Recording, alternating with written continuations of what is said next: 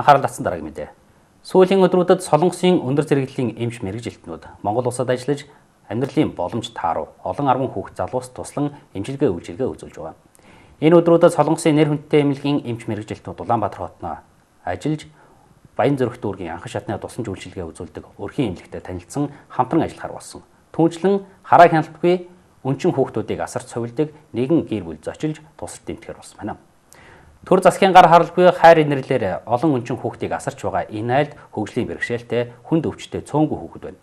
Тэднийг Солонгос улсад эмчлүүлэх асуудлыг ч мөн судалж туслахаар болжээ.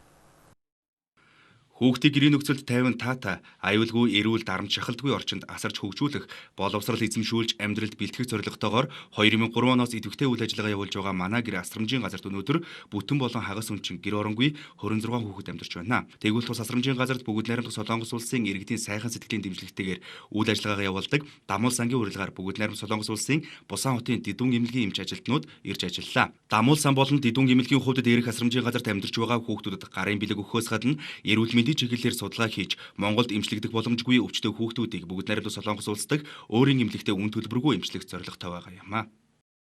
Хүүхдийн өвчин заавдан ямар шиг байна хамт хуайлцаагаад өнөөдөр ирсэн.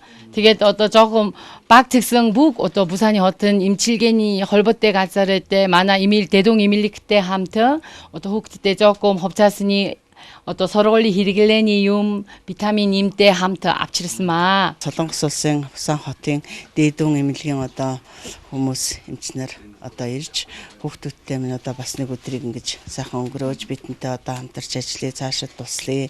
Хүүхдийн ирээдүйтэй тийм ээ энэ болон хүүхдийн ирээдүйг бас бодож сайн сайхан явах өвчин зовлонгүй байх тийм ээ багч гисэн туслыг дэмжиж гэж ингээд ирлээ. Тэгээд бас би бас жоохон өвчтэй хүүхдүүд байгаа. Тэрнийг энтер бас үзүүлж जैन.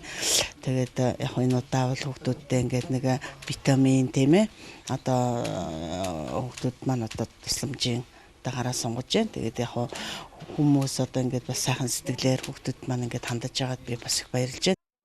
Дамуул сангийн хувьд бүгд найрамдах Солонгос улс дахь сайхан сэтгэлтэй иргэд албан байгууллагуудтай хамтран цаашид хүмүүнлэгийн чиглэлийн олон ажил хийхээр төлөвлөж байна. Харин Дидүүн эмнэлгийн хувьд манай гэр асрамжийн газрын хүүхэд багчууд дунд хийсэн судалгаагаа эмнэлэг дээр улам наривчлан шинжилж яралтай эмчлэх шаардлагатай боловч Монголд эмчлэгдэх боломжгүй 1-2 хүүхдийг ирэх 9 сард бүгд найрамдах Солонгос улс даваачин эмчилэхээр төлөвлөн ажиллаж байгаа юм байна.